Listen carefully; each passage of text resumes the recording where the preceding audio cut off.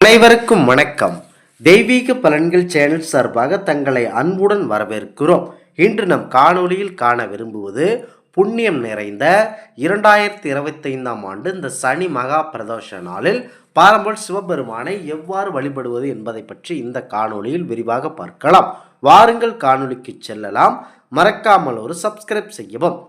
பிரதோஷ நாளில் வழிபடும் முறை. சிவபெருமானை சாதாரண நாட்களில் இடமிருந்து வளமாக 3 முறை வலம் வந்தால் போதுமானது. ஆனால் பிரதோஷ நாளில் அப்படி வருவதால் கூடாது. பிரதோஷ நாளில் சோம சூக்த பிரதட்சண முறையை கையாள வேண்டும். சோம சூக்த பிரதட்சணம் என்றால் என்ன என்பது பார்க்கலாம். ஆழகால விஷமானது தேவர்களை துரத்தியது. தேவர்கள் பரமன் சிவபெருமானை வளமாக ஓடி வந்தனர். ஆழகால விஷம் இடமாக வந்து எதிர்த்தது. விஷம் இருப்பதை கண்ட தேவர்கள் அப்படியே திரும்பி இடமாக வந்தனர். ஆழகாலம் வளமாக வந்து எதிர்த்தது. ஆக ஆழகாலம் முன்னும் பின்னும் தேவர்களை எதிர்த்ததால் பிரதோஷ நாளன்று பரமல் சிவபெருமானை வளமிருந்த இடமாகவும் இடமிருந்து வளமாகவும் தரிசனம் செய்ய வேண்டும் என்ற முறையே சோம சூக்த பிரதட்சணம் என சொல்லப்படுகிறது. பிரதோஷ நாள் அமாவாசையிலிருந்து 13வது நாளன்று வரும். அதையே திரியோகதசி என்ற கூறுவார்கள். இதேவேள் பௌர்ணமியிலிருந்து 13வது நாளன்று வரும். இதையே திரியோதசி நாள் என்று சொல்வார்கள்.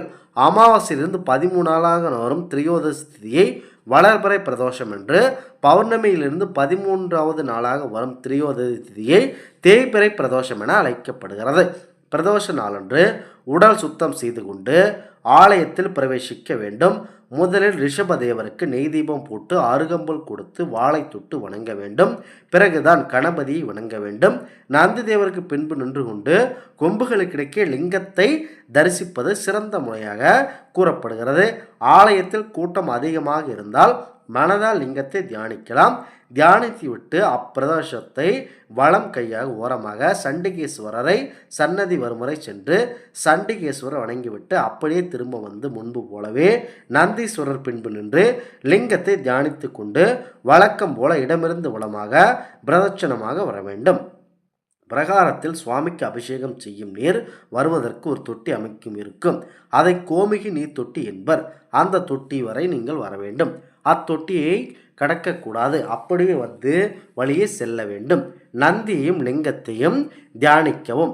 மறுபடி அப்பிரதட்சணமாக சென்று சண்டிகேஸ்வரரை வணங்கவும். வணங்கிவிட்டு வந்த வழியை வந்து கோமிகி நீர் தொட்டி வரை வரவும். அப்படியே வந்து திரும்பவும். இவ்வாறு 3 முறை செய்து சிவனை வணங்க வேண்டும். இவ்வாறு பிரதோஷ நாளன்று சிவனை வணங்க பாபம் நீங்கி ஆஸ்வமேத யாகம் செய்த பலன் கிடைக்கும்.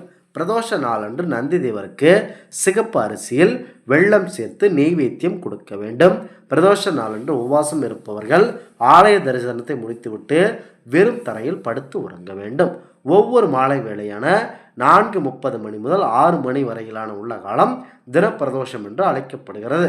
இந்த ஈசனை தரிசனம் செய்ய பாவங்கள் நீங்கும். இந்த நாளில் பிரதோஷ வேளை 4:30 மணிக்கு மேல் இயந்து பிரதோஷ முறையாகும். பிரதோஷ வழிபாடு செய்பவர்கள் 1 வருடம் ஆலயத்திற்கு சென்று வந்த பலனை பெறுவீர்கள். இந்த சனி பிரதோஷத்தில் சனி என்று வரும் பிரதோஷம் மிக விசேஷமானது. அன்று சனி பகவானின் தோஷத்துக்கு ஆளானவர்கள் ஈசனை வழிபட அனைத்து தோஷங்களும் நீங்கி சுபபோக வாழ்வு பெறுவீர்கள். சனி பிரதோஷம் என்று வழிபட்டவர்கள் 5 வருடம் காலம் கோவிலுக்கு சென்று வந்த பலன் பாக்கியத்தை பெறுவீர்கள். பிரதோஷ நாளன்று ஈசனுக்கு பால் அபிஷேகத்திற்கு பால் தானம் செய்ய விருப்பமுள்ளவர்கள் அந்த செய்தால் சகல பாவங்கள் அனைத்தும் போக்கிக் கொள்ள வேண்டும். பிரதோஷ நாளன்று ரிஷப வாகனத்தில் ஈஸ்வரர் எழுந்தருளி பிரகாரத்தை மும்முறை வலம் வருவார். அப்பொழுது நாமும் அவர் பின்னால் வலம் வர முக்தி கிடைக்கும். ஏனெனில் ஈஸ்வரர் பிரகாரத்தை ஒரு சுற்று வரும்போது வேத பாராயணம் ஓதப்படுகிறது. 2வது சுற்றில் திருமுறை பாராயணம் ஓதப்படுகிறது. 3வது சுற்றில் நாதங்கள் முழங்கப்படுகின்றன. ஈஸ்வரனை வலம் வரும்போது திருநாவுக்கரசர், சுந்தரர், மாணிக்கவாசகர் பிரதோஷ மகிமை பற்றியும் ஈஸ்வரரை பற்றியும் பதிகங்களை பாடி வர வேண்டும்.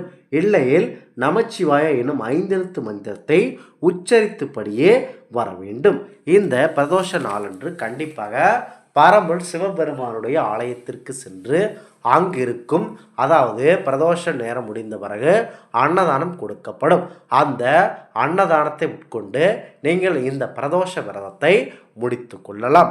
கண்டிப்பாக இந்த சனி மகா பிரதோஷ நாளில் கலந்து கொண்டால் நீங்கள் கண்டிப்பாக இந்த வருடம் முழுவதும் சிவன் ஆலயத்திற்கு சென்ற பலனை பெறுவீர்கள். இந்த ஆன்மீக தகவல் உங்களுக்கு பிடித்து இருந்தால் தெய்வீக பலன்கள் சேனலை கண்டிப்பாக சப்ஸ்கிரைப் செய்து கொள்ளவும். மீண்டும் ஒரு நல்லதொரு காணொளியில் உங்களை சந்திக்கிறோம். நன்றி, வணக்கம்.